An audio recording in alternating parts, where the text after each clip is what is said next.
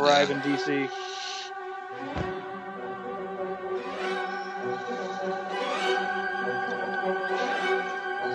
JT, I can hear you breathing. I think that's me. So grateful to be here and very happy to discuss these incredibly important and hard to talk about topics.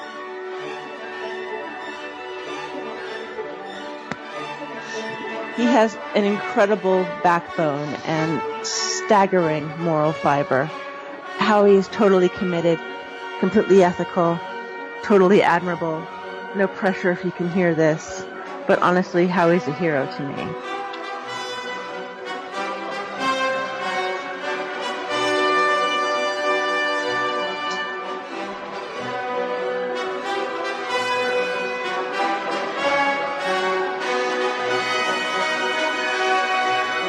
John, you joined us before, and it was a pretty incredible kind of testimony you gave, and you just devoted your life to advocacy for child trafficking, and even 9/11 truth.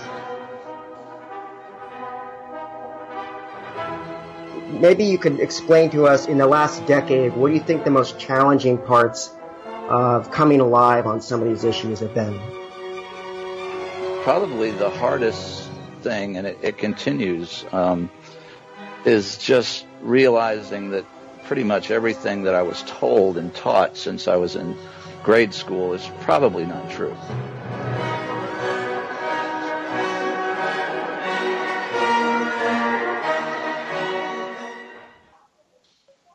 Hey, what's up? Don't call it a comeback. Is everybody here? Good evening. I'm here. Is our special guest with us? I am here. Yes, ma'am.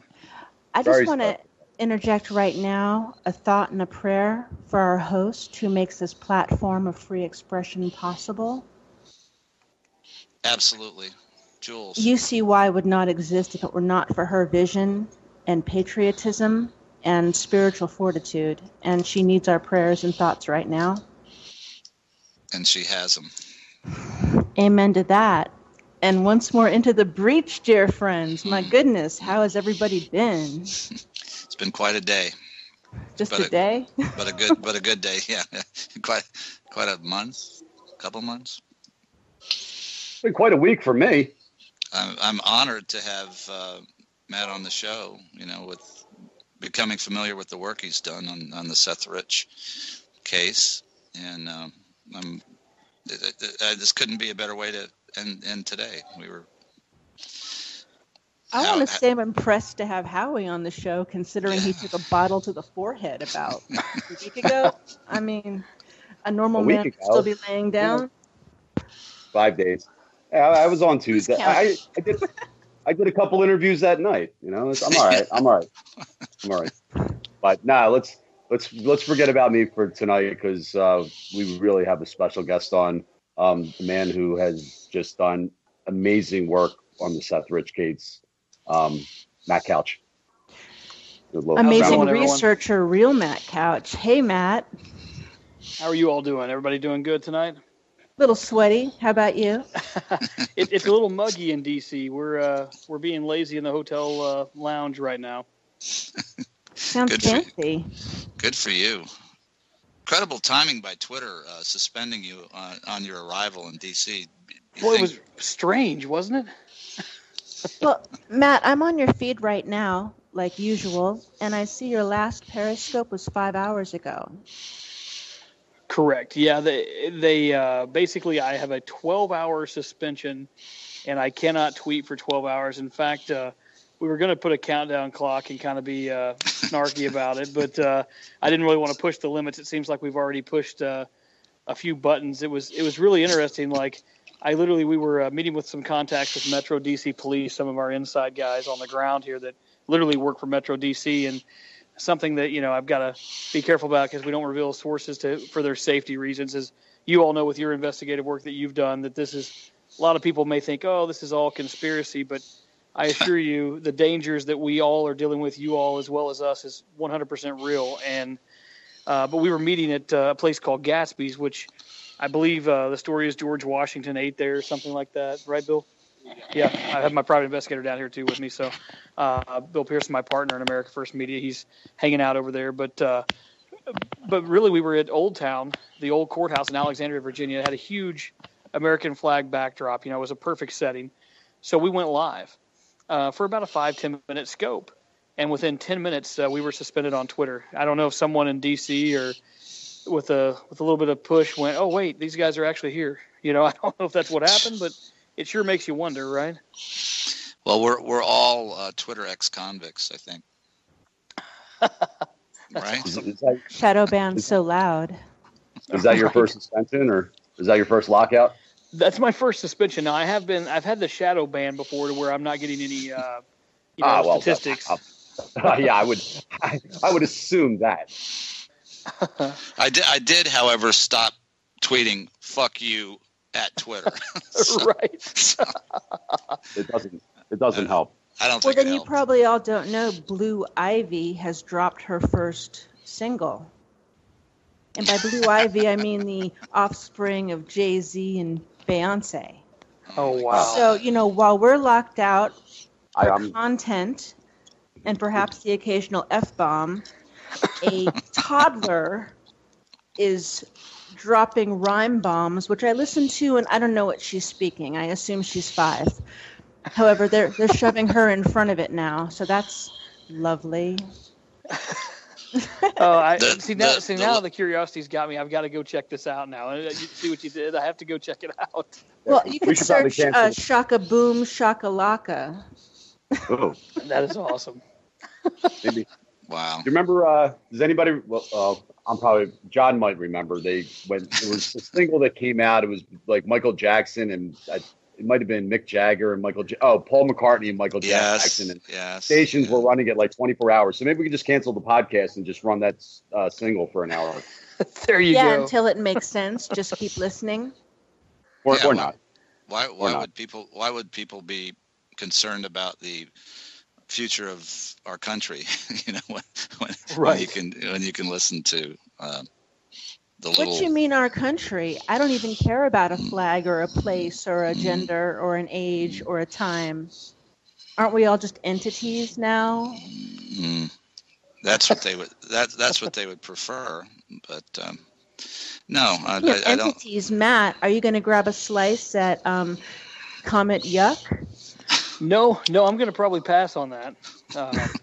I do find it interesting that there was Comet Ping Pong at the Seth Rich Vigil. No one wants to talk about that, but that blew my mind. Wait, somebody already did a vigil? Well, I mean, last year, a year ago, he was actually at the Seth Rich Vigil.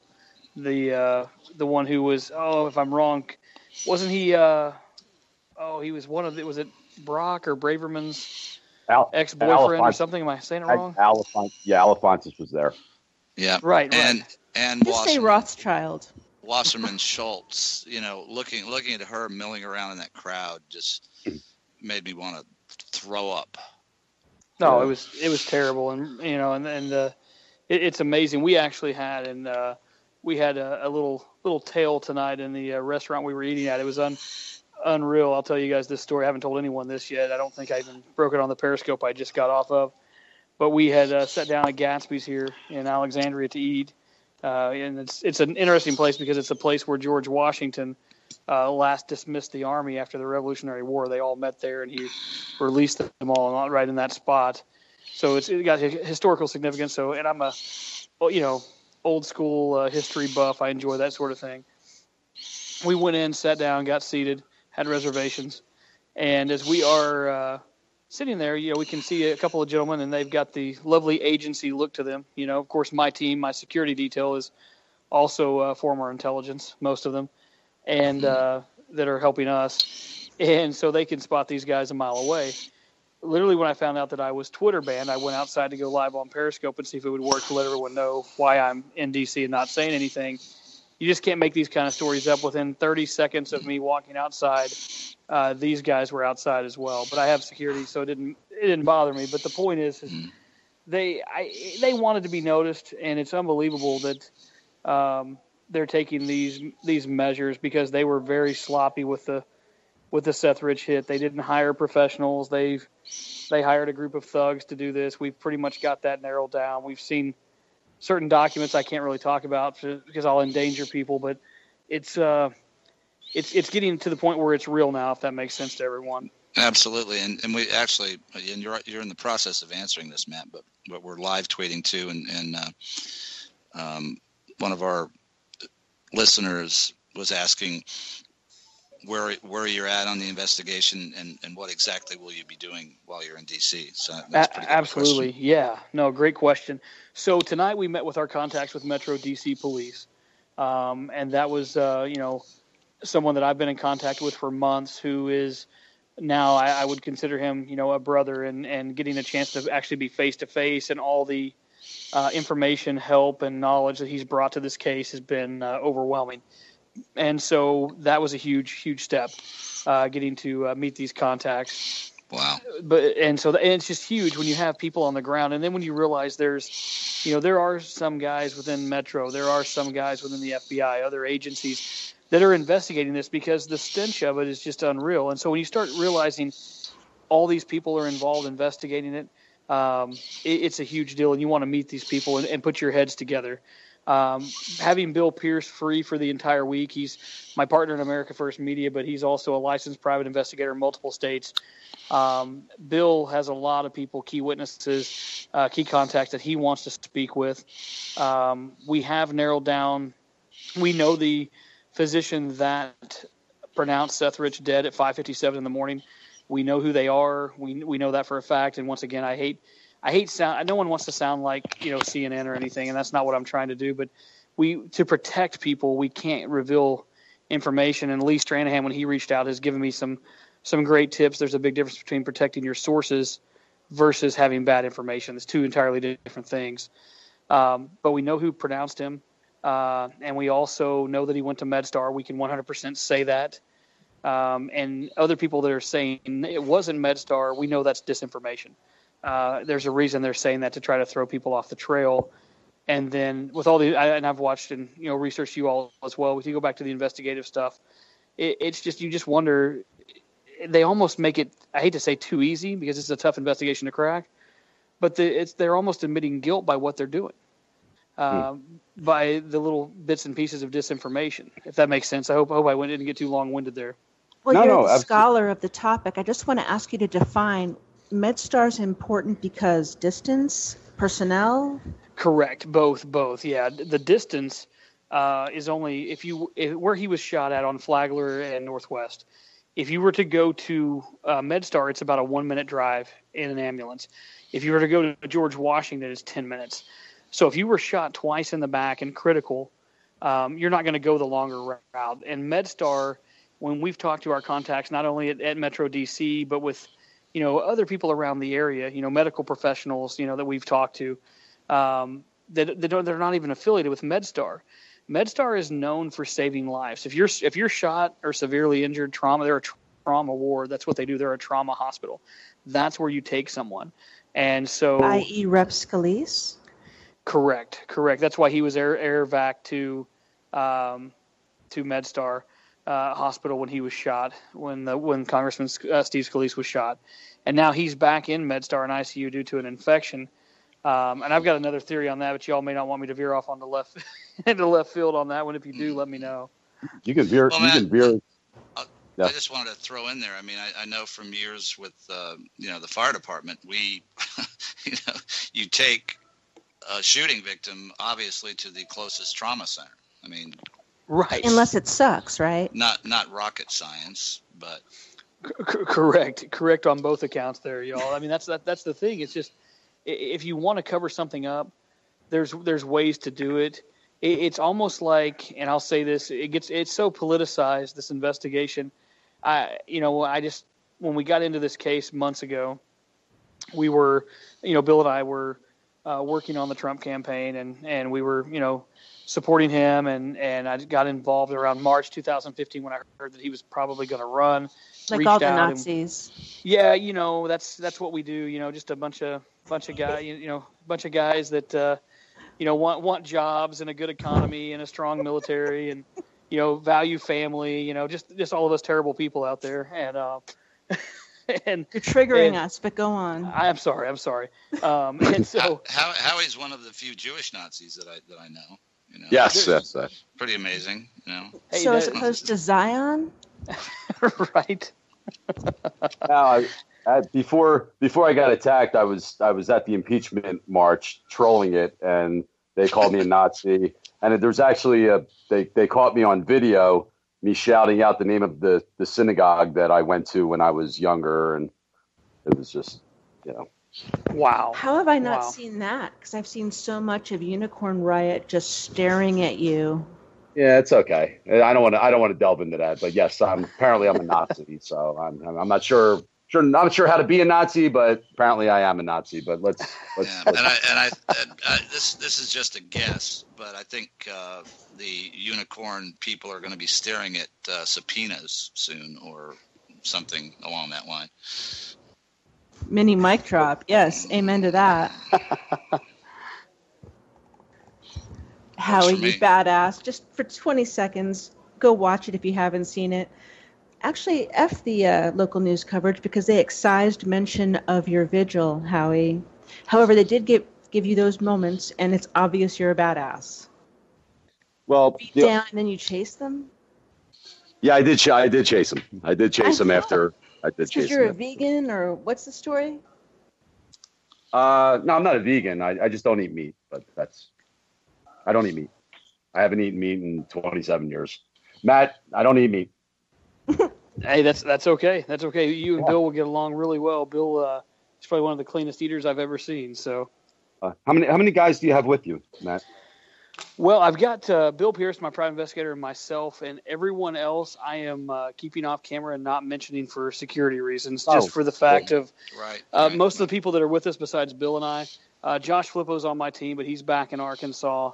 We've got, Truth in Government, some of the guys you all probably know. There's certain guys that are working with us, Hannibal Moot, that are part of our team, and they're in different parts of the country. But Bill and I are on the ground here, and then we have multiple other people with us, but they're all – I know it sounds crazy. I'm not a delegate or anybody fancy, but these guys came forward, and when we got into this, they basically told me that I wasn't – and I've trained off and on for years in martial arts, as has Bill, and, we think we can hold our own fairly well, but these guys told us that we were not paranoid enough, and these were guys that were, have been in the FBI and CIA and things like that and they've they were like, hey, we're going to D.C. with you. We're not letting you go alone.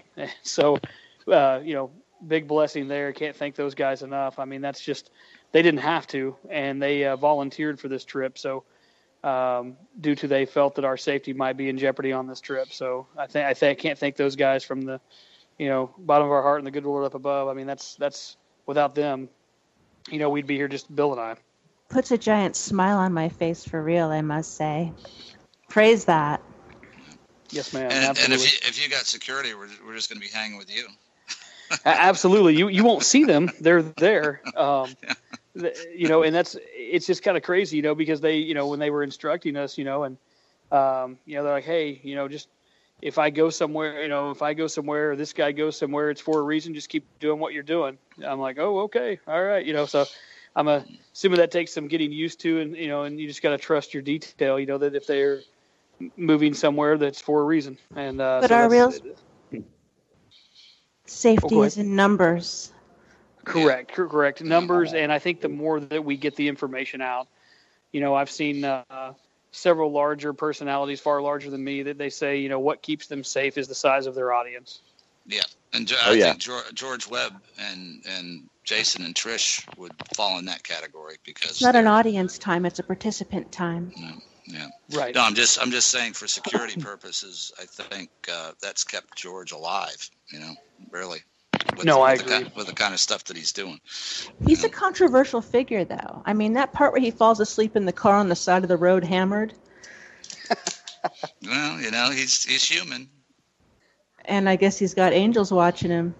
Yeah. No, he does. George is one of those guys. He's got his information is he throws 400 things a show out there, and he's not vetting a lot of it, but that's what George does is he throws information out there and then he lets other investigators go and pick up pieces and then networks with them. And it's been a great thing. It works. We've gotten a lot of tips from George that we've been able to lead to other areas of this investigation. And I don't know if you know this, Matt, but they're going to, and probably the highest compliment I can give any of us, present company included, Elle and Howie, is that they're going to be there. Okay, they're going to be on the ground in D.C., and that's about the highest compliment I can pay them. And they will be live streaming. They've got a little studio that's going to be set up, and they want to talk to people like you, Matt. They want to talk to Howie. They want to talk to Elle, and even me. Matt's back up. So you too. Yeah, Matt. When did you plan this trip to DC? Well, I'll be honest with you. We have planned this for quite some time. Bill Pierce, who is our private investigator, I talk about Bill a lot because he's one of my brothers, as well as without him. You have to have some legitimacy behind your investigation. I'm a former, sportscaster turned political. I've got a day job, not in sportscasting, but, I've got a day job like a lot of people do, like Howie does and others. And so this is, I've been doing all this in my spare time, which, but with Bill, it gives legitimacy. And so we were planning on coming, Bill, over a month ago, something like that. We wanted to be here a lot sooner. But Bill's had multiple cases that he's been working on. In fact, he went to Florida for a couple of weeks, and so he's been all over the place. And some of the investigation is part of this, and some of it's not. But he's was tying loose ends off and trying to get to where he could free his schedule to be here because I didn't want to come to Washington D.C. without my private investigator and my partner. I didn't think it made any sense, and and to help the investigation hold weight, to have someone with Bill's experience and Bill's black and white. He'll flat out tell me, he'll look at me and go, Matt, that doesn't make any sense. I've done this for 23 years. No one has that type of narrative. And so, if I get to where I'm straying too far off into left field, he kind of, everybody needs that person on their team. He kind of, veers us back into the right direction of the investigation. Matt, we've got another tweet coming through that was asking about MedStar. Did you have any more specifically to say about MedStar? I think it's a huge piece of the puzzle. The more I've talked to EMS, and Howie can attest to this too, firefighters, EMTs, emergency responders, whatever. I mean, most firefighters are EMTs. I mean, Howie knows that. I mean, they do both. They're multitasking. They do everything. But talking to those guys that we've talked to in different, our cities back home, different cities, talking to police officers, law enforcement, even some former federal people, everyone is talking about, well, if he was shot at 419, they arrive on the scene. By the time they assess it, get him loaded up, try to make, and there's been some quick, as one of our contacts tonight said, he said he's seen some quick, toss and goes in an ambulance. But yeah, absolutely. At the same time, even the minute drive, so you've got to get over to MedStar, you've got to get him out. When he comes out, you've got a staff that comes, and they're asking questions. The EMTs are talking to them. They're giving them updates. We're talking, this is not a quick, it's not, they're going as fast as they can, but they also have life at stake here, and they're trying to, if he's savable, there's a chance that, they took him back. And Howie, if I'm wrong, this might be more of a topic for you than myself, but, talking to all these contacts, we've asked lots of questions, and we've got a couple people that work at MedStar that have been willing to, talk to us a little bit. Not necessarily on the case, but as far as their procedures go. So let's just say he got there at 4:40. They got him in the ambulance, and he was there at 4:40, 4:45 in the morning. We're only an hour away from the time of death, or the time that they pronounced him. They're going to do a whole lot of things. They do the heart massage. There's all sorts of things they're going to do, vital-wise. They're going to exhaust every option, or they should, if they're doing the right thing, exhaust every option they can to possibly save this man's life. We don't see a whole lot of time there now that we've got the certain information that we've got. We don't see a whole lot of time frame there for foul play, if that makes sense to everyone. I think it's a politicized hit. I think he was definitely assassinated. I think it's, it's like an algebraic equation. We all know who did it. Now we've got to show our work, if that makes sense. Yeah, and just a question from me. Do you have any contacts in the fire department? We don't, but our contacts here in DC do, if that helps you at all. Yeah, What's the relevance of that, JT? I would want to talk to the guys that were there, or, the fire department is like a bunch of gossiping people, and I was trying to put that. Give us the code, John. You want to say 8th graders? It's fine. Well, go on. No, actually, I wanted to say old ladies, but I thought that was disrespectful, so I didn't. But that's basically, and a call like that would have been talked about by the oncoming shift, probably a couple of shifts. So yeah, I would love to do some digging there. So Matt, were firefighters deployed to the scene? There were 5 or 6. I don't have it in front of me. There were 5 or 6. We have their names. We know the ones that were deployed. We've got that information as well out there. They wear there were 5 or 6. Yeah, firefighters depends on the city.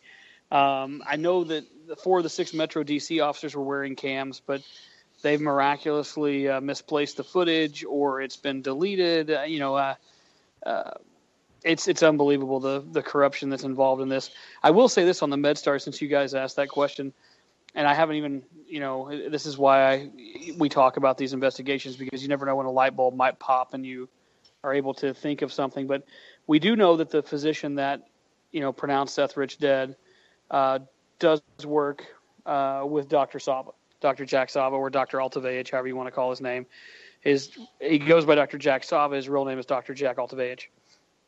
Huh. But he has an alias. Is that Latin? Or Slovakian? I don't know. I'm not sure on that one. I know you will be shocked by this, but he has not returned my phone call. Really? He pronounce his name. Yeah, I think if he wants to get his name right, he should call me. What do you guys think, Dr. Altavage? Call one of us if he wants to get his name right. Sava Altavage has a ring. There you go. I don't know how you go from Dr. Altavage to Dr. Sava, but there's got to be some. I agree with you. There's got to be some underlying story there. But she did work with him, and it's one of those things where, these doctors all work together. There's a whole group of them in this trauma ward. There's more. There's dozens. But the only thing that you can think of, if there was foul play, were they told, "Hey, this person's coming in.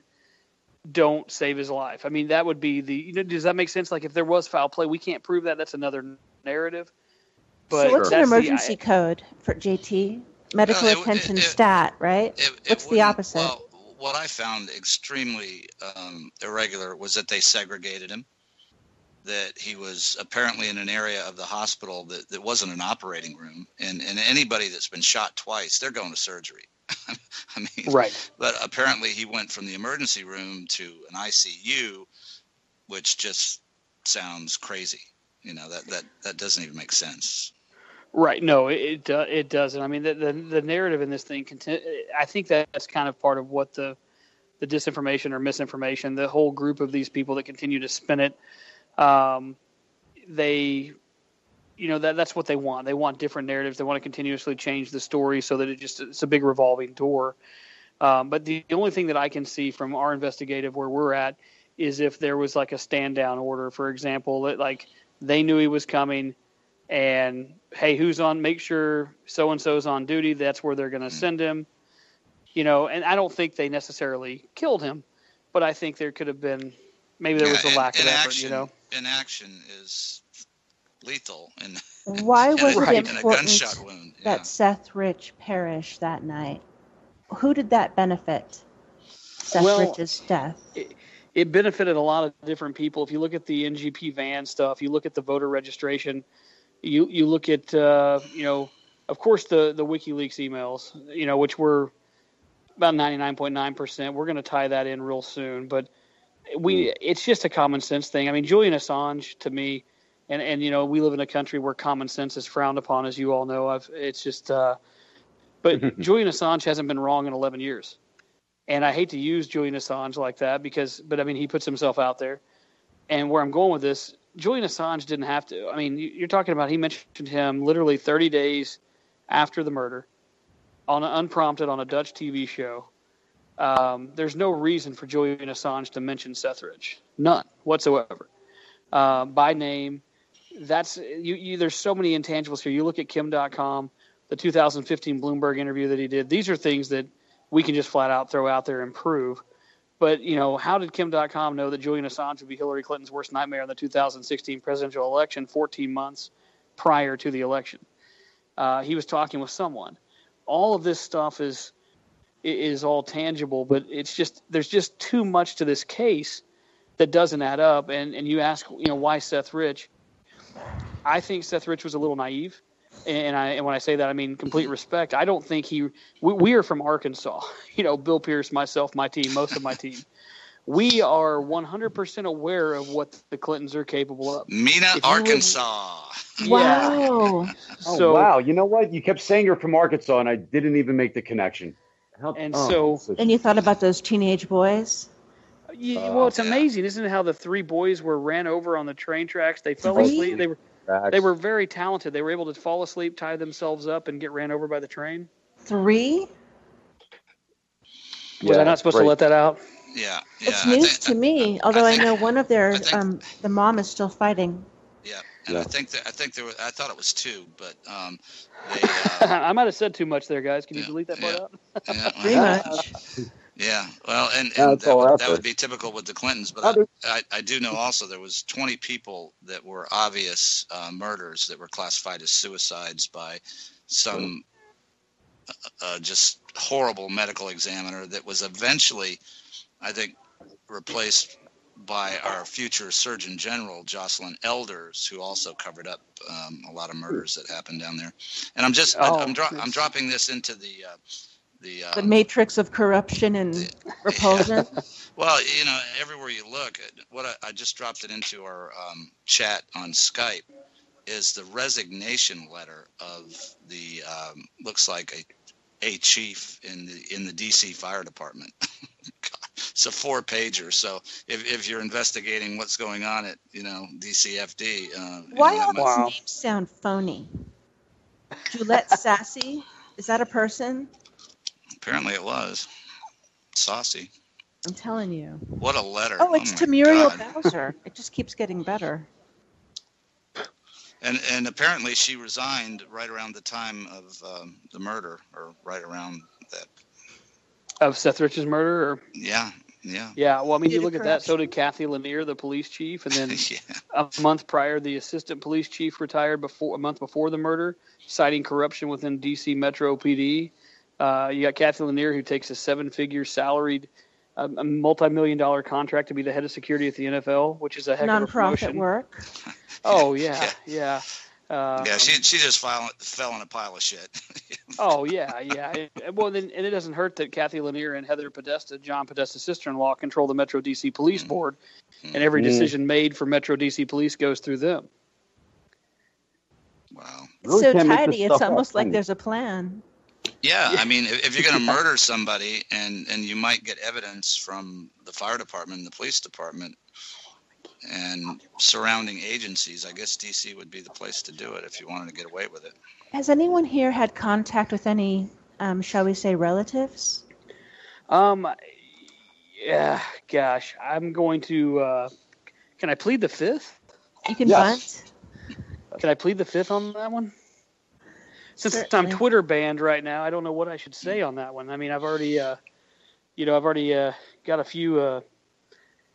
Apparently, the reason, I don't know if I told you all this or not. I don't think I have.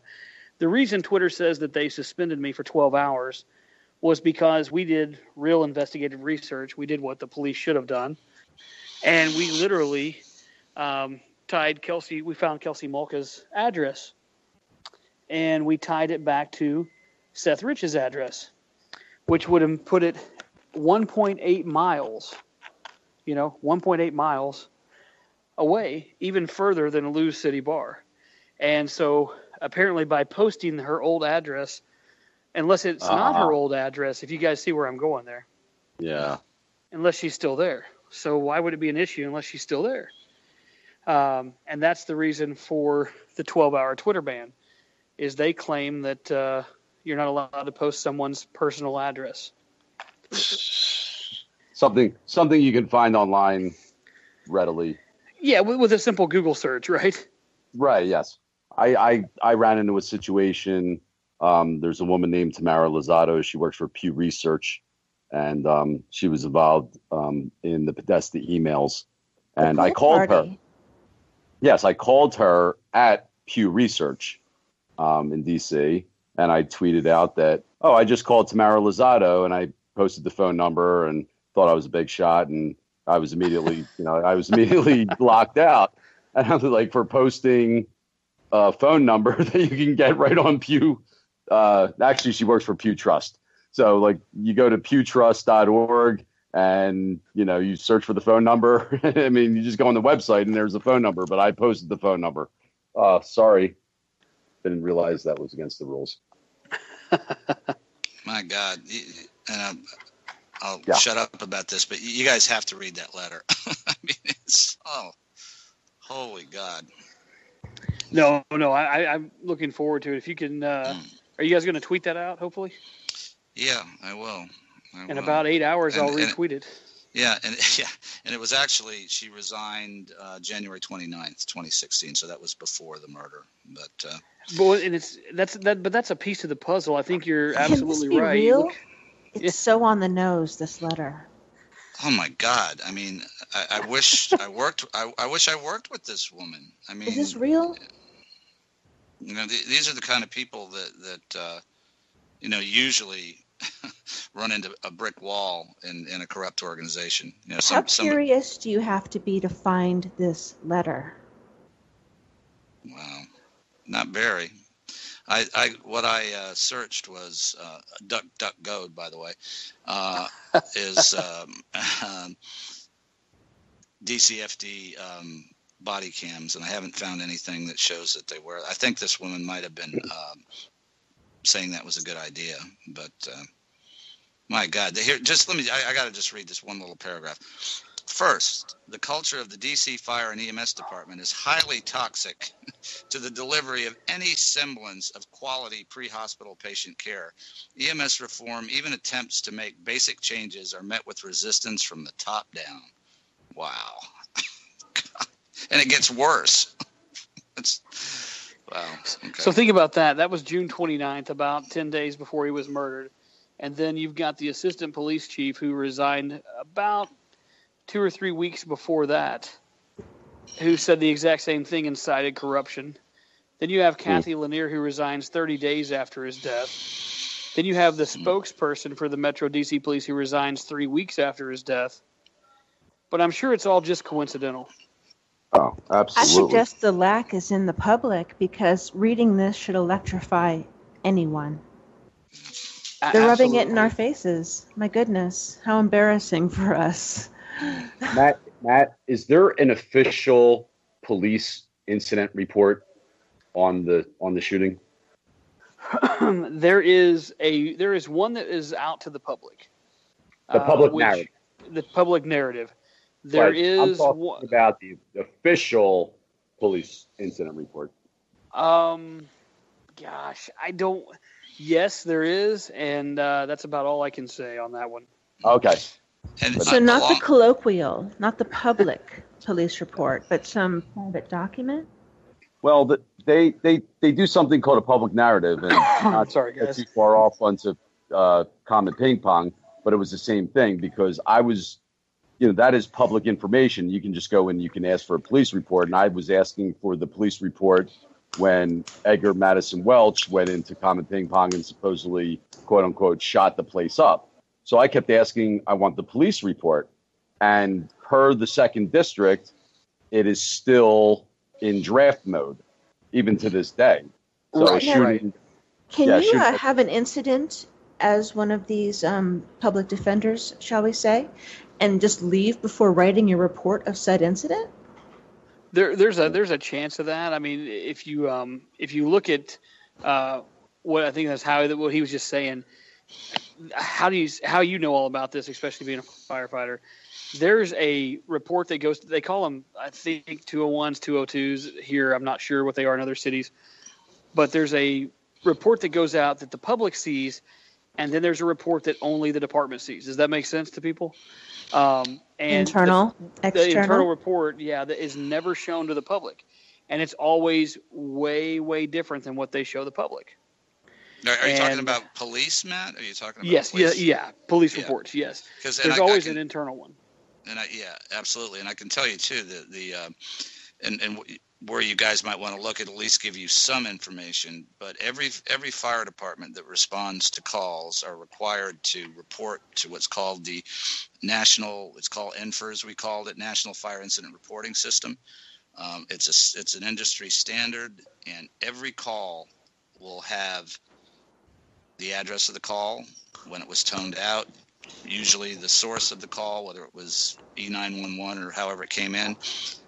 It'll have the response time, the arrival time, the complete time. It should have the crew on there and the units that responded. So, and that is not confidential. That is, you can go to any fire department and request that NFIRS report, and they should have to provide that to you. So if you guys have it, I mean, it's not going to give you, it might give you a basic description, responded to a shooting, something like that. But the medical report itself would definitely be confidential, with HIPAA and everything else. Correct. And to me, the HIPAA laws, the 50-year rule, when someone's deceased, is absolutely absurd to me.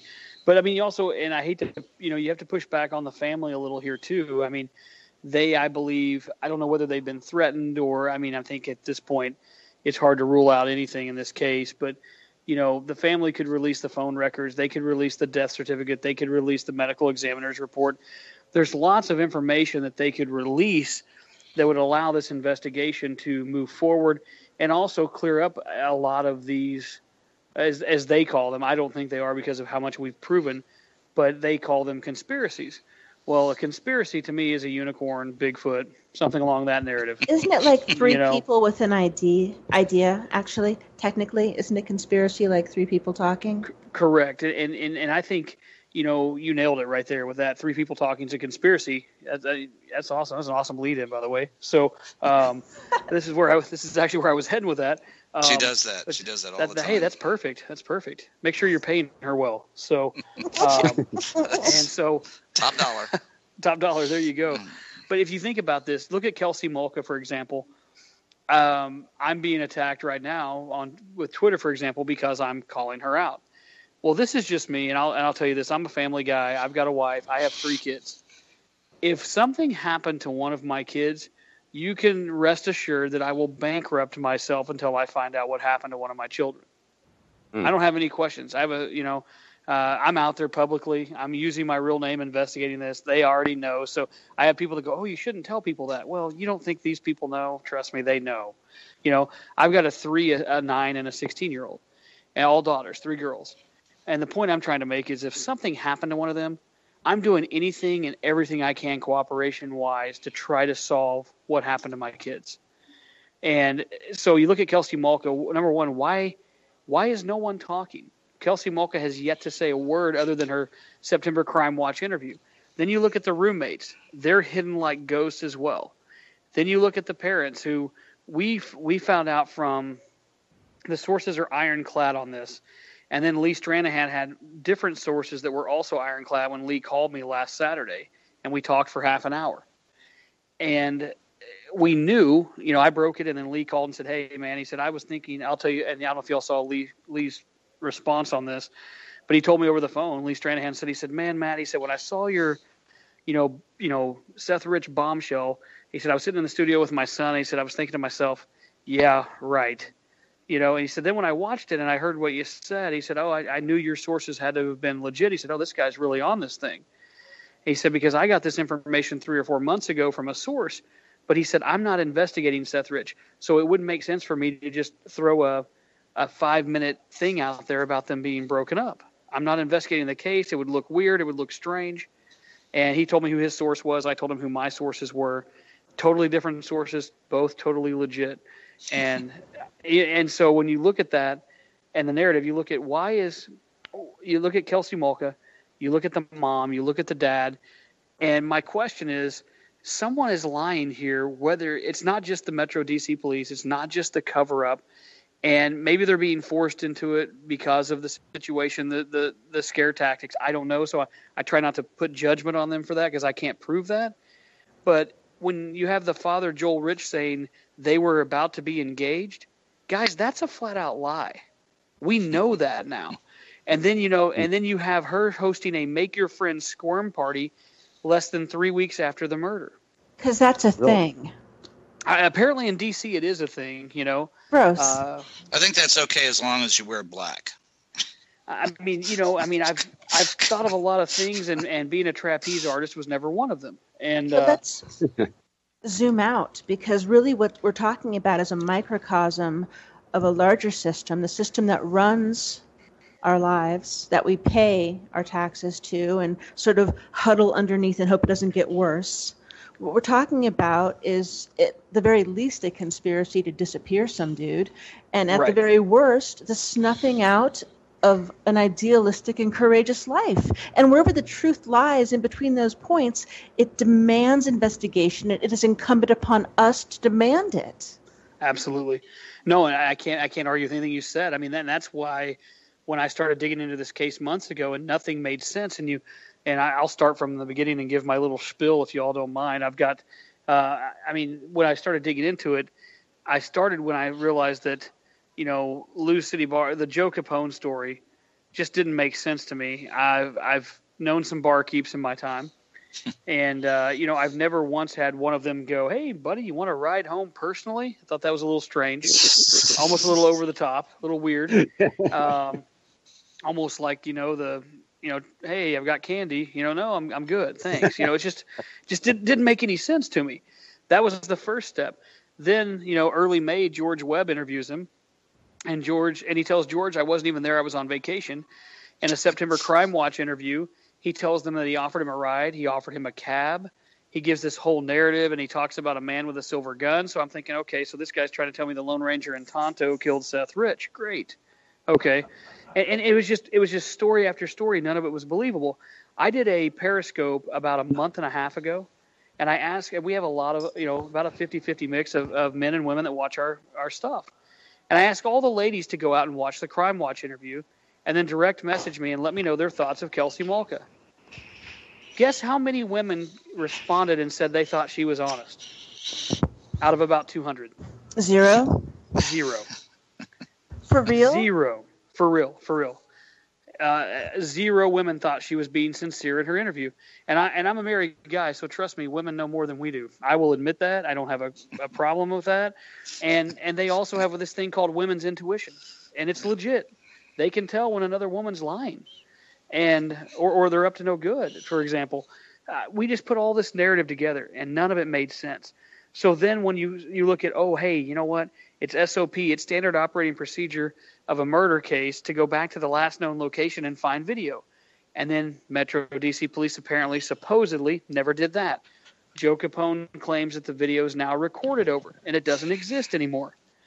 And it just kept going. It was like a downward spiral, and I'm going, this can't be real. This can't be real. And then I'm looking at it, I'm going, I'm in D.C. right now. I'm a big guy. I'm not going out walking right now, I mean, it's 12:48. I mean, I'm looking at the streets out the windows here. No thanks. If you said, "Hey, Matt, I'll give you $10,000 if you'll walk 2 miles by yourself." Nope. No thanks. Still no. Yeah. Would love to have the extra money. It'd be great for our crowdfunding to help our investigators, but no, not happening. And it just doesn't make sense. Nothing made sense. He walked 1.7 miles unarmed with a couple $1,000 cash, a Rolex, a Jewish chai pendant around his neck that his mom gave his dad as a wedding, or I guess a courtship gift that had the inscription "Ditto" on it. His credit cards, his cell phone, all of that was still intact. And with our contacts at Metro, and you all and Howie, you probably realize this. Now, John, are you a firefighter as well? Both of you? Oh, I'm not a firefighter. Did you? Oh, I'm sorry. I didn't mean to give you that impression. No, you're good. You're good. No, you're around Howie, so you guys talk a lot. Yeah, John's the firefighter. John's a firefighter. Okay, John's a firefighter. Okay, perfect. And this is where I was going with this whole narrative. I mean, nothing made sense with the entire case. But then you have 580 cameras in the vicinity he was killed. Not one has an image of him on it somehow. But if you've responded, and so John, you've responded to scenes, I'm sure. And I hate to tell you this, but thugs or people that rob people, they don't normally kill people. There's a difference. There's killers, and then there's people that rob people, and they're normally not the same. And we've heard that from multiple investigators from around the country that we've talked with. And they'll tell you, no matter if you're in the streets of Chicago or New York or, here in Washington, D.C., they will flat out tell you that literally there's a difference between a killer and a robber. They're totally different types of people.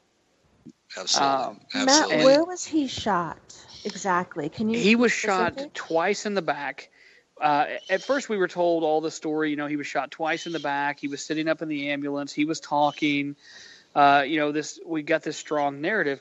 The information we got, and I pulled up on my other phone here. The information that we got, which is 100% rock solid from our source here in DC. It's one of those things where it's like, the information's good, but you can't really go past that by asking a whole lot of questions, if that makes sense.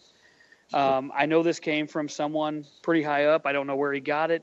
I didn't ask, but it helps in the investigation. And we broke this the other day too. So he was shot in the back twice. They were kill shots. There were no powder marks, so the shooter was at least 3 to 6 feet away. He was subdued, bound, and beaten. Marks on his wrist were consistent with handcuffs. His knee showed signs that he was slammed to the ground. This was a mob-style execution, not CIA or NSA wet works. These were hired thugs. No DNA from the killers were found. 2 close-by ATM cameras were wiped clean. That's all I've got for now. With a cloth? Yeah. Well, yeah. I'm assuming they just cleared the video out.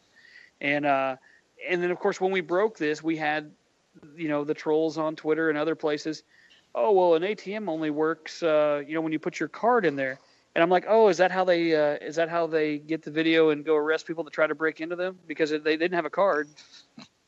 It's like people don't think that we've spent time investigating this. And I know you all do a lot of investigative work too. We're not just throwing stuff out. I mean, I don't report anything that I don't think is 100% factual. That's one thing about my team. I won't do it because it jeopardizes our integrity. Absolutely, and that's all you have. I just know, just a quick throw in here. It appears that at least some of the DC Fire Department vehicles have dash cams. So I saw that as well. We're going to talk to some more of them. They're a tight knit group. It's easier to catch these guys if you can off duty. Not at the station. I'm sure they're not going to want to talk a whole lot down at the station, but we'd love to. And I said this, and for anyone listening to your program that might want to come forward, now is the time. My team's in DC for a week, and if you want to come, now's the time to come forward. We'll give you, we'll keep you anonymous, and that's really all that we can do at this point. Is we hope that someone wants to come forward that's got more information, because we're tying things together. But I will say this to family, friends, former roommates. We're getting close, and obstruction of justice doesn't really matter who you are if you're obstructing justice. Because when this all comes together, if you knew information and then it's proven that you were withholding information, that's not going to be good.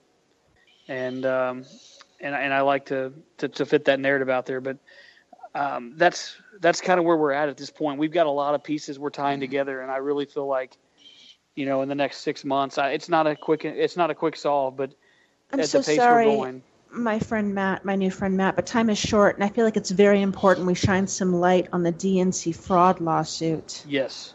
So Seth Rich's death, of course, did not happen in a political vacuum. The timing of his death, he was one of several in that, what do they call it, election cycle. Sean Lucas, the server for the DNC fraud lawsuit, which is being litigated for free by a couple of courageous patriots who are under intense pressure and they're afraid, and they should be, because Sean Lucas delivered the motion. I don't know the terms. But he brought the document alerting the DNC that they were on notice for a class action, and he dropped dead in his bathroom at whatever age, 38 4 weeks later. Yeah. Weeks later, dropped dead. And what is it? How many weeks later did Seth Rich get shot? Let's see. He was August 2nd or August 3rd. His girlfriend found him face down dead at 38 years old in his bathroom. I think he might have been 3 or 4 weeks after Seth, but he served the papers right before Seth was murdered. And then you've got to look at Wisenet, too, the federal prosecutor that was just killed on the beach. Does Jeff Sessions realize U.S. attorneys are washing up on the beach in Debbie Wasserman Schultz's district? Wait. Let's give a little more light to the DNC fraud lawsuit because they need our support. That's where they're at. I'm so sorry. That's what Let's I'm trying to do. not talk about the ones who've already perished. No. There are ones right now, fighting right now, and they need some light and some attention. And all of alternative media is shown in a poor light. And I mean the Tim Blacks and the whomevers, the Lee Camps. Shame on you for not shining a light. And I can tell you this, George Webb and Jason are going to talk to Jared. That's their next trip. That's good. I mean, that's we're planning as well. I've talked with Jared, and that's his wife actually reached out looking for security and bodyguards, and so Jared, we retweet each other a lot, and he's retweeted my stuff quite a bit, and vice versa. He's a patriot. There's 4 attorneys that filed this lawsuit. Jared's one of them, including I believe his partner in Florida. And they have every right to be scared. I mean, they're facing the bull head on of the Democratic Party. And they are realistically what they're suing for is what Seth was killed for, certain knowledges and things of that nature. And so when you look at Sean Lucas, you look at, Wisenet, who was a federal prosecutor, there's been 2 other attorneys that have washed up dead, I think, in the last month in Florida that were also working on this. So there's three total dead now in the past month or so. I want to say the fraud lawsuit stands completely independently of Seth's vanishing. It does. I think he ties in a little bit. I think he's kind of the golden goose to this. Honestly, I think he catapulted. Could have been a witness. The DNC's own words made clear that they have, in fact, rig the primary. Oh, yeah. Debbie Wasserman Schultz. I mean, that's the reason why her and half a dozen others were, quote unquote, resigned / terminated because they literally were 33 state governments? 33 state governments who either took the bribe, changed their rules, sold their superdelegates, subverted their own constitutions. I mean, it's not even just about the DNC in that one building. It's about this web. It's a good place to start. Oh yeah, or end. End. Yeah. I hope it comes down in shambles, and everybody that's going to be there on the 10th. I think that's our goal. That corrupt organization at least crumbles to protect people like Jared and Elizabeth Beck that have had the gumption to demand through the courts that they become responsible for their actions. So that's absolutely my last word. In our Twitter feed will be information about periscopes, etc., from the event, and just thought that was worth saying. No, absolutely, and thank you all so much for having me on as well. It's been an honor to get a chance to chat with all of you, and if I've got a couple seconds, I will say this, and it's not about Seth Rich, but I've said this several times in the last 2 or 3 weeks. Anyone out there that is hammering or trying to take. And I've seen a lot of conservatives and I've seen a lot of liberals both attacking Jared Beck. And I can say this from a firsthand experience because I'm living it right now. And, and I'm just like him. I've got a wife, I've got kids, and we are taking on the Clinton machine literally head on in these investigations. And anyone who wants to take aim at Jared Beck, I mean, it's very cowardly and shameful. Because I would like to see, if you feel that way, then feel free to throw your name out there and risk your family and your livelihood. May I say it's spiritual as well and put your intentions toward life and protection? Godspeed, Matt. We'll see you on the 10th in D.C. Sounds good, guys. Take care. Matt, thank you so much.